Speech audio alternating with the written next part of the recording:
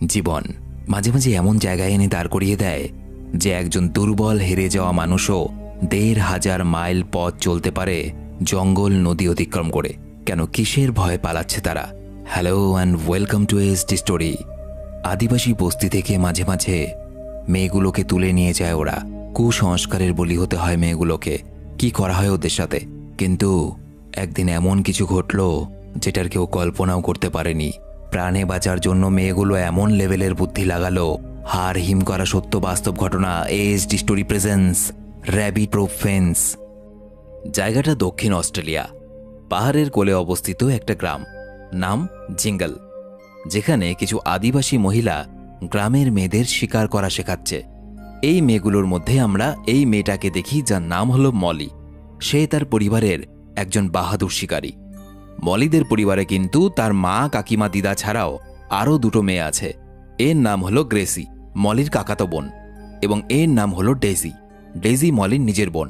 মলি তার পরিবারের সাথে শিকার করে নিজের বাসস্থানে যখন ফিরে আসে, তখন দূর থেকে দুজন পুলিশ অফিসারকে দেখা যায়, এবং কোনো একটা কারণে ওই পুলিশগুলোকে দেখা মাত্রই মলির মা, যার নাম হলো মাউট, সে মলিকে এবং বাকি মেয়েগুলোকে লুকোতে বলে। আসলে শ্বেতাঙ্গ পুলিশেরা মাঝে মাঝেই না আদিবাসীদের বস্তি থেকে এমন মেয়েদেরকে তুলে নিয়ে যেত যেসব মেয়েদের বাবা সাদা চামড়ার এবং মা অন্য জাতির ছিল।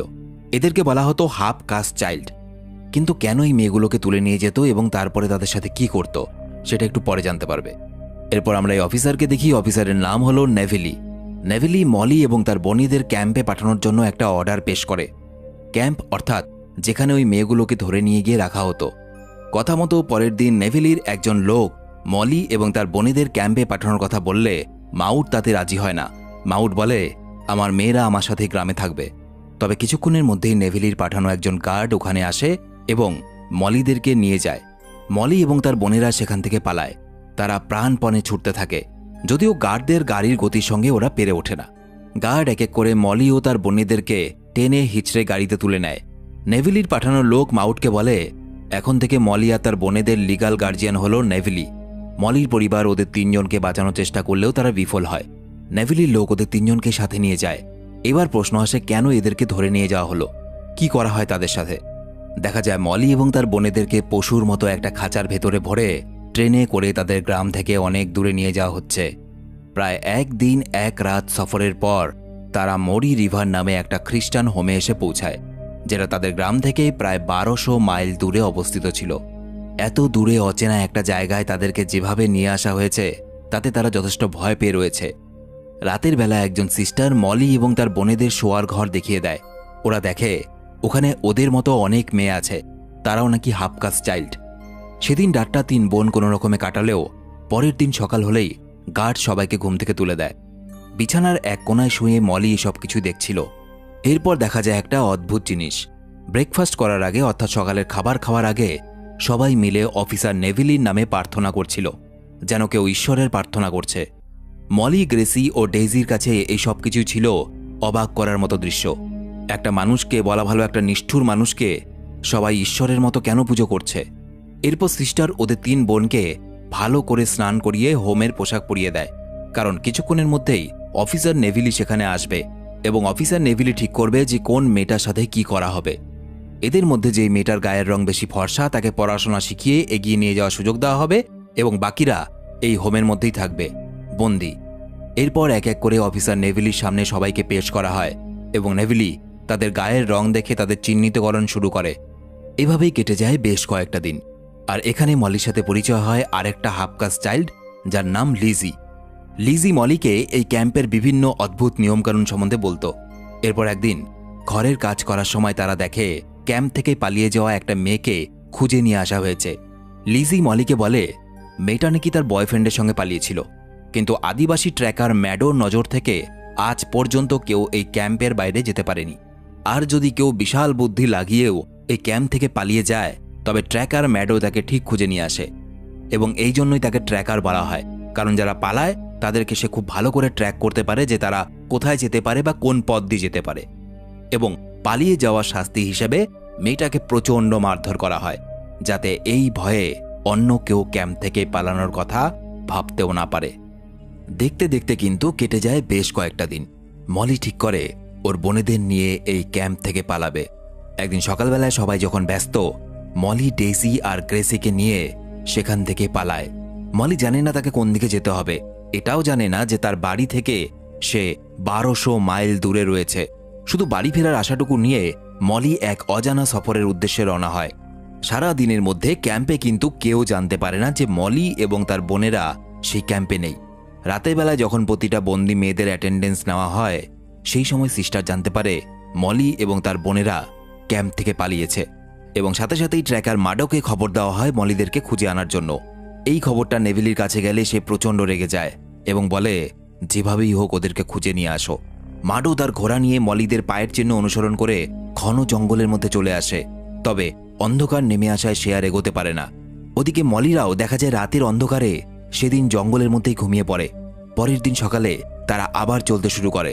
আগের দিন রাতের বেলায় ওরা যেখানে ছিল, মাডো কিন্তু খুব সহজেই সেই জায়গাটায় পৌঁছে যায়, এবং সে যেহেতু পালিয়ে যাওয়া মেয়েদেরকে ফিরিয়ে আনতে ওস্তাদ, সুতরাং সে বুঝে যায় এই জায়গায় আসার পর মলিরা কোথায় যেতে পারে। এদিকে দেখা যায় মলিরা চলতে চলতে একটা নদীর সামনে এসে পৌঁছায়, কিন্তু মলি জানতো যে ট্র্যাকার মাডো তাদেরকে অবশ্যই খুঁজতে আসবে, এবং এই জন্য বুদ্ধি করে মলি তাদের একটা ব্যাগ নদীর গতিপথের বিপরীতে কিছুটা দূরে ফেলে দেয়, যাতে মাডো যদি তাদেরকে খুঁজতে আসে, মাডো যাতে বিভ্রান্ত হয় এবং অন্য পথে চলে যায়, এবং সে নিজেদের বোনকে নিয়ে জলস্রোত যেদিকে সেদিকে এগোতে থাকে। দেখা যায় মলির বুদ্ধি কিন্তু কাজ করে যায়। মাডো মলির ব্যাগটা পড়ে থাকতে দেখে নদী স্রোতের বিপরীত দিকেই এগিয়ে যায়, আর মলিরা ঠিক তার উল্টো পথে নদীর পথ ধরে রওনা হয়। তবে আগেই বলেছি, মাডোর অভিজ্ঞতা এবং বুদ্ধি কিন্তু অত্যাধিক, এবং এই জন্য মলি বেশিক্ষণ তাকে বিভ্রান্ত বা ভুল পথে চালিত করতে পারে না। কিছুক্ষণের মধ্যেই মাডো বুঝে যায় যে মলিরা নদীর বিপরীতে নয়, বরং জলস্রোতের সাথেই এগিয়ে চলেছে, এবং তারপর সে মলিদের ধরার জন্য উল্টো পথে রওনা হয়। এবার কি হবে? সে কি মলিদের ধরতে পারবে? যদিও ততক্ষণে মলিরা অনেকটা দূর চলে গেছে, কিন্তু মাডো দ্রুত গতিতে সেদিকে এলে ঘোড়ার পায়ের আওয়াজ শুনে মলিরা জঙ্গলের মধ্যে লুকিয়ে পড়ে। ফলে এই যাত্রায় মাডো কিন্তু ওদেরকে ধরতে পারে না, কিন্তু বিপদ এখনো মাথার ওপরে আছে। নদীর পথ ছেড়ে মলি খরা জমির ওপর দিক দিয়ে এগোতে শুরু করে। কিছুটা দূর যাওয়ার পর তারা দুজন আদিবাসী লোকদের দেখতে পায়। তারা একটা পশু শিকার করে নিয়ে যাচ্ছিল। মলি তাদের কাছে খাবার চায়। খুব ক্ষুধার্ত, কাল থেকে যে কিছুই খায়নি। ওদের পোশাক আশাক দেখে আদিবাসী লোকটা বুঝতে পারে মলি ও তার বোনেরা শ্বেতাঙ্গদের হোম থেকে পালিয়ে এসেছে।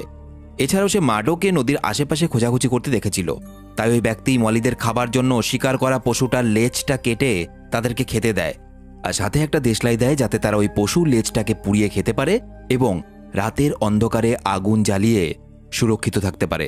3 দিন ক্ষুধার্ত থাকার পর এইটুকু খাবার পেয়ে তারা অনেক খুশি হয়। ওদিকে মাডো মলি ও তার ছোট বোনদের পায়নি। খবরটা নেভিলির কাছে গেলে সে পাগলের মতো আচরণ করে, কারণ তার ওখান থেকে আজ অবধি কেউ পালিয়ে বাঁচতে পারেনি। সে তার লোকেদেরকে বলে যে করেই হোক ওই 3টে মেয়েকে খুঁজে বের করতে হবে। পাশাপাশি নেভিলির লোক মলির গ্রামে গিয়ে ওর মাকে জানায় যে তার মেয়েরা ক্যাম্প থেকে পালিয়ে গেছে। এটা শুনে মাউট খুব খুশি হয় এবং সে তার মেয়েদের ফিরে আসার অপেক্ষায় দিন গুনতে থাকে। ওদিকে মলিদের কাছে খাবার শেষ হয়ে যাওয়ায় মলি এক শ্বেতাঙ্গ মহিলার মুরগির খামারে ঢুকে ডিম চুরি করছিল, কিন্তু ওই মহিলা মলিকে ধরে ফেলে। যদিও মহিলা মলিদের কিছু করে না, বরং সে ওদেরকে কিছু খাবার দেয়, গরম পোশাক দেয়। আসলে মহিলা ভেবেছিল মলিরা ওখানে খরগোশের শিকার করতে এসেছে। মলি তাকে র্যাবিট প্রুফ ফ্রেন্সের কথা জিজ্ঞেস করলে মহিলা তাকে পথ বলে দেয়। এবার প্রশ্ন হলো, র্যাবিট প্রুফ ফ্রেন্স কি? মুভিটার নামও তো র্যাবিট প্রুফ ফ্রেন্স। এর অর্থ হলো মলিদের গ্রামের যে বর্ডার লাইন ছিল, সেই বর্ডার লাইনটার নাম হলো র্যাবিট প্রুফ ফ্রেন্স। এই র্যাবিট প্রুফ ফ্রেন্সে পৌঁছতে পারলেই মলিরা বাড়িতে ফিরতে পারবে। কিন্তু কিছুটা দূর যাওয়ার পর এই ধুধু মরুভূমিতে তারা কিছুই বুঝতে পারে না যে তাদের কোন দিকে যাওয়া উচিত। যেদিকে দু চোখ যাচ্ছে মলি ও তার বোনেরা সেই দিকেই হেঁটে চলেছে। দেখতে দেখতে দিন এগোতে থাকে। প্রায় সপ্তাহ খানেকের উপরে হয়ে গেছে মলিরা হোম থেকে পালিয়েছে। মলির মা প্রতিনিয়ত তাদের অপেক্ষায় দিন গুনছে, এবং একদিন চলতে চলতে ওরা র্যাবিট প্রুফ ফ্রেন্সের সামনে এসে পৌঁছায়, এবং এটা দেখার পর 3 বোন অনেক খুশি হয়, কারণ অবশেষে তারা বাড়ি পৌঁছতে পারবে। কিন্তু তারা ভুল ভেবেছিল। তারা ফ্রেন্সের লাইন বরাবর হাঁটতে শুরু করে, কিন্তু ওদিকে এত দিন পেরিয়ে যাওয়ার পরেও মলিদের কোনো খোঁজ না পাওয়ায় নেভিলি নিজেই ওদের সন্ধানের দায়িত্ব নিজের হাতে তুলে নেয়। এবং নেভিলি ওই এরিয়ার ম্যাপ দেখে দিন হিসেব করে কিছুক্ষণের মধ্যে বুঝে যায় মলি এবং তার বোনেরা এতদিনে নিশ্চয়ই র্যাবিট প্রুফ ফ্রেন্স ধরে ওদের গ্রামের দিকে পৌঁছে যাচ্ছে, এবং ওদের গ্রামে যাওয়ার আগে ইয়ালগো নামে আরেকটা গ্রাম পড়বে। ওই গ্রামটাকে ক্রস করার পরেই ওরা নিজেদের গ্রামে পৌঁছবে। নেভিলি তার লোকেদের ওই গ্রামটার মধ্যে পাহারায় বসিয়ে দেয় যাতে মলি এবং তার বোনেদেরকে ধরা যেতে পারে। ওদিকে মলির ছোট বোন ডেইজি আর এগোতে পারছে না।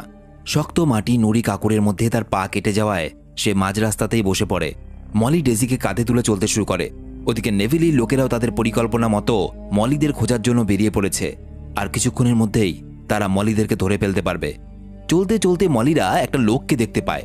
তারা সেই লোকটার কাছ থেকে কিছু খাবার চেয়ে নেয়। মলি ওই ব্যক্তিকে জিজ্ঞেস করে, জিঙ্গল গ্রামটা কোন দিকে?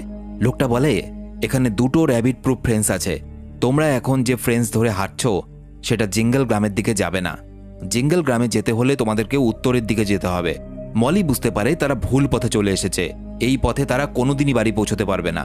মলি এবং তার বোনেরা হতাশ হয়ে পড়ে, কারণ এত দিন ধরে তারা হাঁটছে, হেঁটেই চলেছে, কখনো জঙ্গল, নদী, কখনো বা এই কাকুরে পথ। শেষ পর্যন্ত তারা বাড়ি পৌঁছতে পারবে না। তাদের পরিশ্রম বৃথা হয়ে যাচ্ছে। লোকটা মলিদের কাছ থেকে সব শুনে ওরা কোন পথে গেলে বাড়িতে পৌঁছতে পারবে সেই পথ দেখিয়ে দেয় এবং মলিরা আবার চলতে শুরু করে। খিদে তৃষ্ণায় কাতর হয়ে তারা একটা বাড়ির কাছে এসে পৌঁছায় এবং সেই বাড়ির মহিলার কাছ থেকে তারা কিছু খাবার চায়। ওই মহিলাও একজন হাফকাস্ট চাইল্ড ছিল এবং এই কারণে মলিদের তিনজনকে এই অবস্থায় দেখে সে বুঝে যায় ওরা নিশ্চয়ই ক্যাম্প থেকে পালিয়ে এসেছে। মহিলা আজ রাতে মলিদেরকে এখানেই থাকতে বলে। রাতে মলি এবং তার বোনেরা ওই মহিলার ঘরেই ছিল। দেখা যায় একজন শ্বেতাঙ্গ লোক সেখানে আসে এবং ওই লোকটা ঘরে ঢুকে পোশাক খুলতে শুরু করে ওই মহিলার সাথে যৌন সম্পর্কে লিপ্ত হওয়ার জন্য। আসলে এই হাফকাস্ট মহিলা ওই শ্বেতাঙ্গ পরিবারের একজন কাজের লোক ছিল, তাই তাকে সবসময় মালিকের যৌন খিদে মেটাতে হয়। তবে আজ রাতে ওই ব্যক্তি মহিলার ঘরে 3টে বাচ্চাকে দেখে সেখান থেকে চলে যায়। যেহেতু একজন শ্বেতাঙ্গ লোক তাদেরকে দেখে নিয়েছে, এই ভয়ে মলিরা ওই বাড়ি থেকে চলে যেতে চাইছিল, কিন্তু মহিলা তাকে আশ্বস্ত করে বলে, এখানে তোমাদের কোনো ভয় নেই। কিন্তু মহিলাটা ভুল বলেছিল, কারণ কিছুক্ষণের মধ্যেই নেভিলির লোকেরা সেখানে এসে পৌঁছে যায়। মলি তার বোনেদের নিয়ে পেছন দরজা দিয়ে বেরিয়ে অন্ধকারে ঝোপের মধ্যে লুকিয়ে পড়ে।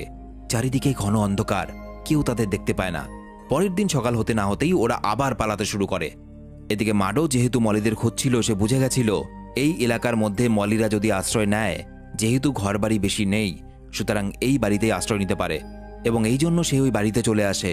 কিন্তু মলি বুদ্ধি করে তাদের পায়ের ছাপ মুছে দিয়ে গেছে, যে কারণে মাডো বুঝতে পারে না যে মলিরা কোন দিকে পালিয়েছে। এমনকি মাটিতে যাতে পায়ের ছাপ না পড়ে, মলি তার জন্য আরেক বুদ্ধি লাগায়। সে পাথরের ওপর দিয়ে চলতে শুরু করে, কারণ পাথরের ওপর দিক দিয়ে চললে তো আর পায়ের ছাপ পড়বে না। এবং এই জন্য মাডো অনেক চেষ্টা করার পরেও ওদের যাওয়ার পথ বুঝতে পারে না। ওদিকে কিছুটা দূর যাওয়ার পর মলিদের সাথে এক ব্যক্তির দেখা হয়। সেই লোকটা বলে, তোমাদের মধ্যে গ্রেসি কার নাম? কারণ গ্রেসি যার নাম, তার মা একটা রেল স্টেশনে তোমার জন্য অপেক্ষা করছে। আমার মনে হয় তোমার সেখানে যাওয়া উচিত। এটা শুনে মলি বলে, এই লোকটা কি করে জানলো আমাদের মধ্যে কারো নাম গ্রেসি হতে পারে? এই লোকটা মিথ্যে কথা বলছে, আমাদের এখান থেকে বেরোনো উচিত। মলি ওই লোকটার মিথ্যে কথা ধরতে পারলেও গ্রেসি কিন্তু বিশ্বাস করে নেয় যে তার মা সত্যিই তার জন্য কাছের একটা রেল স্টেশনে অপেক্ষা করছে। তাই গ্রেসি মলির সাথে যেতে অস্বীকার করে আর ওই লোকটার বলা কথা মতো রেল স্টেশনের দিকে চলে যায়। তবে মলির গ্রেসিকে একা ছাড়াটা কেমন যেন একটা লাগছিল, তাই সে নিজের বোন ডেইজিকে নিয়ে কিছুক্ষণ পর ওই স্টেশনে এসে পৌঁছায় এবং সিটি বাজিয়ে গ্রেসিকে নিজেদের সঙ্গে যাওয়ার জন্য ডাকে। গ্রেসি অনেকক্ষণ সেখানে অপেক্ষা করার পরেও ওর মা না আসায় সে মলিদের সঙ্গে যাওয়ার জন্য প্রস্তুত হলে ঠিক তখনই নেভিলির লোক সেখানে চলে আসে আর ওরা গ্রেসিকে ধরে নিয়ে যায়। ওই ব্যক্তিটা যে কিনা রেল স্টেশনে তার মায়ের বসে থাকার খবর দিয়েছিল, সেই ব্যক্তিটা খুব সম্ভবত নেভিলির জন্যই কাজ করছিল। তবে মলি আর ডেইজি আড়ালে লুকিয়ে থাকায় এই যাত্রাতে ওরা বেঁচে যায় এবং দেখা যায় প্রচণ্ড গরমে কিছুক্ষণ পর মলি আর ডেইজির অবস্থা খুবই খারাপ। গ্রীষ্মের দুপুরে ফাঁকা মরুভূমিতে ওরা এই গরমের মধ্যে আর চলতে পারছে না। তৃষ্ণা মেটাতে ওরা দুজন ছোট ছোট ঘাসের থেকে জল খাওয়ার চেষ্টা করে এবং কিছুটা পথ চলার পর দুজনেই অজ্ঞান হয়ে মাটিতে পড়ে যায়। বেশ কয়েক ঘন্টা পর তাদের জ্ঞান ফেরে। মলি আকাশের দিকে তাকিয়ে দেখে একটা চিল উড়ে বেড়াচ্ছে। চিলটাকে দেখে মলির মনে পড়ে যায় তার মা তাকে বলতো, চিল তোমার জীবনে নতুন আশার আলো নিয়ে আসবে। মলি চিলটাকে দেখে আত্মবিশ্বাস পায় এবং আবার উঠে দাঁড়ায়। দূরে অবস্থিত এক পাহাড়কে অনুসরণ করে সে তার বোনকে নিয়ে চলতে শুরু করে। ওই পাহাড়ের কোলে রয়েছে তার গ্রাম। ওদিকে মলিদের কোথাও খুঁজে না পেয়ে নেভিলি এবার তার লোকেদের ওদের গ্রামে পাঠিয়ে দেয়। যদি মলি গ্রামে ঢোকে তাকে যেন সাথে সাথে সেখান থেকে ধরে নিয়ে আসা হয়। রাতের অন্ধকারে নেভিলির লোক বন্দুক হাতে জঙ্গলের মধ্যে মলিদেরকে খুঁজছে।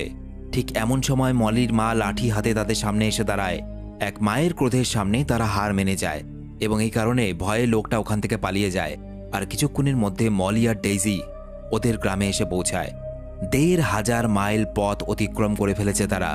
প্রায় ৯ সপ্তাহ অর্থাৎ ২ মাসের বেশি অধিক সময় ধরে চলতে চলতে অবশেষে তারা নিজেদের গ্রামে নিজের মায়ের কাছে এসে পৌঁছেছে।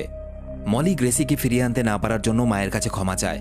এরপর মলি, তার বোন, তার মা এবং সহপরিবার ওই গ্রাম ছেড়ে অন্য জায়গায় চলে যায়, কারণ তারা জানত নেভিলির লোক আবার আসবে তাদের নিতে। ওদিকে মলি আর ডেইজিকে ধরতে না পেরে অবশেষে নেভিলি হার মেনে নেয়। এবার এখানে বলি যে কেন আদিবাসী মেয়েগুলোকে ধরে নিয়ে যাওয়া হতো যারা কিনা হাফ কাস্ট স্টাইল ছিল, অর্থাৎ যাদের বাবা শ্বেতাঙ্গ এবং মা অন্য জাতির ছিল। মুভির একটা জায়গায় অফিসার নেভিলিকে একটা রিসার্চ সম্বন্ধে বলতে শোনা যায়, যেখানে নেভিলি বলে তাদের গবেষণা অনুযায়ী যারা হাফ কাস্ট তাদেরকে যদি কোনো শ্বেতাঙ্গ পুরুষ বা সাদা চামড়ার মানুষের সাথে বিয়ে দেওয়া হয়, তবে ৩ পুরুষের মধ্যে বা ৩ জেনারেশনের মধ্যে তারা সম্পূর্ণভাবে সাদা চামড়ার মানুষে পরিণত হবে। অর্থাৎ কোনো হাফ কাস্ট মেয়েকে যদি কোনো সাদা চামড়া মানুষের সাথে বিয়ে দেওয়া হয়, তবে সেই হাফ কাস্ট মেয়েটার ছেলের ছেলে যে হবে তার গায়ের চামড়া সাদা রঙের হবে, অর্থাৎ সে একজন শ্বেতাঙ্গ পুরুষে পরিণত হবে। এবং এই কুসংস্কার বশত অস্ট্রেলিয়ার বিভিন্ন জায়গা থেকে হাফ কাস্টদের নিয়ে আসা হতো একটা ক্যাম্পে, এবং এটা কালো চামড়া মানুষদের প্রতি সাদা চামড়ার মানুষদের অন্যতম একটা নিকৃষ্ট এবং কুসংস্কারপূর্ণ রীতি ছিল। এরপর দেখা যায় যেহেতু এটা সত্য ঘটনা ছিল, সুতরাং আসল যে মলি এবং ডেইজি তাদেরকে দেখা যায় তারা বর্তমানে বৃদ্ধ হয়ে গেছে, এবং আসল মলি এবং ডেইজির একটা ইন্টারভিউ নেওয়া হয়েছিল। আসল মলি বলে সেই দিনের পর, অর্থাৎ তারা যেদিন গ্রাম থেকে বেরিয়ে গেছিল তারপর তারা কখনো আর গ্রেসিকে দেখতে পায়নি। তারা শুনেছে গ্রেসি মারা গেছে, তবে আর কোনোদিন তারা গ্রামে ফিরে আসতে পারেনি। বর্তমানে তিনি এবং ডেইজি একসাথে জিঙ্গল গ্রামেই বসবাস করে। পালিয়ে আসার পর মলির বিয়ে হয়েছে, সে 2 সন্তানের মাও হয়েছে। কিন্তু মলির মেয়ের যখন 3 বছর বয়স, তখন নেভিলির লোক আবার তাকে নিয়ে যায়, এবং তারপর থেকে মলি আজ পর্যন্ত তার মেয়েকে চোখে দেখেনি। আর ভিডিওতে যাকে দেখা যাচ্ছে সে হলো আসল মলি এবং ডেইজি। এদের সাথেই এই নারকীয় সত্য ঘটনা ঘটেছিল, এবং মুভিটা এখানেই শেষ হয়ে যায়। একটা মানুষের আসল পরিচয় বা মাপকাঠি হওয়া উচিত মনুষ্যত্বের দ্বারা, না তো কোনো জাত, ধর্ম বা গায়ের রঙের দ্বারা। তো ভিডিওটা কেমন লাগলো অবশ্যই কমেন্টে লিখে জানাবে। আর তোমরা আমার সাথে সরাসরি কথা বলতে পারো ফেসবুক, ইনস্টাগ্রামে। লিংক ভিডিও নিচে ডেসক্রিপশনে দেওয়া আছে। দেখা হচ্ছে পরের ভিডিওতে। বাই।